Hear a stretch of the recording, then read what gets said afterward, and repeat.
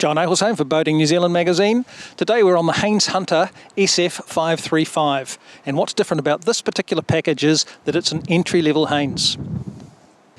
So this boat has been around many years, this hull. It's a fantastic little hull, but in the early days it used to only have two-stroke engines on it. So with the advent of four strokes, which to begin with were a lot heavier, this boat tended to be fitted with a 100 or 115 horsepower engine. Modern four-strokes have come so far that Haines have decided to fit a 90 horse on here, and I can say categorically that it goes very well with this engine. And of course, with the modern engines, you get all of the benefits of their amazing fuel efficiency. This is a particularly fuel efficient engine, and since Haines Hunter is stuck with the underfloor tank, you've got 120 litres under the floor here, you're going to have a really good range with this engine, nice and miserly on the fuel. So this boat is available in a range of specs. I guess this is sort of like the base model. You might even call it the sport fishing model, or the fishing boat model, the FB model perhaps. So what Haines have done, they've taken away some of the things that you find in these other models. I'm standing on a Nautilus floor that would normally be carpeted for the rest of the range. They've dispensed with the cushions in the back corners. No need for those if you're really going to go fishing in this boat, and that's what most people will use it for. They've also gone to just fairly basic pedestal seats. They're not on gas struts or anything like that, although they do swivel and they do have cushions. A little more basic in here as well. They've gone for a slightly lower spec. It's a Lowrance hook. Often they'll have a slightly higher spec MFD in there, but nothing wrong with this unit. It'll do everything you need it to do.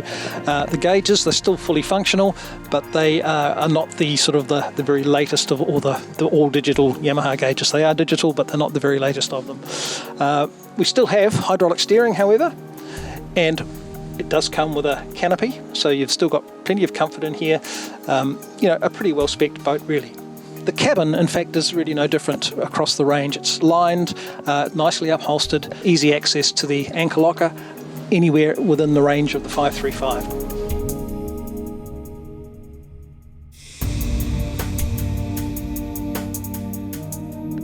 I'm here with Dennis McCorkindale from Seacraft. Dennis, this new package that you've got here, you guys have come up with this. What's behind it?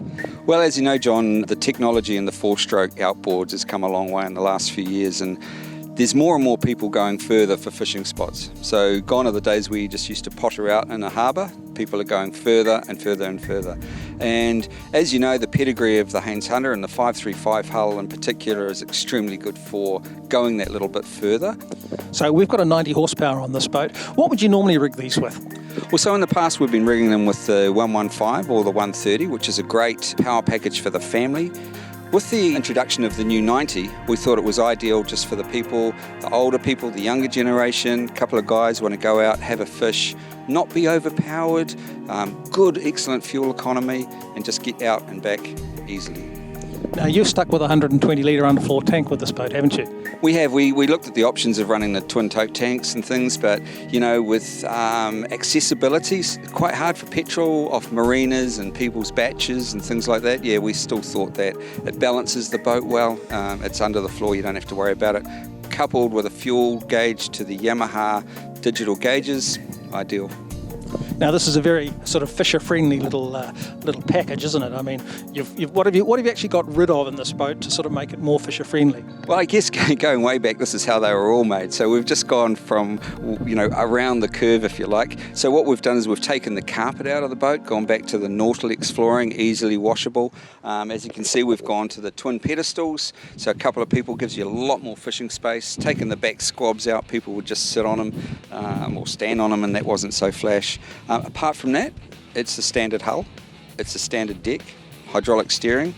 And what we shouldn't forget with a boat like this particular model is a really sweet little boat on the water. That hasn't changed. A really good boat in any sort of conditions. John Eichelsheim from Boating New Zealand. Thanks for watching.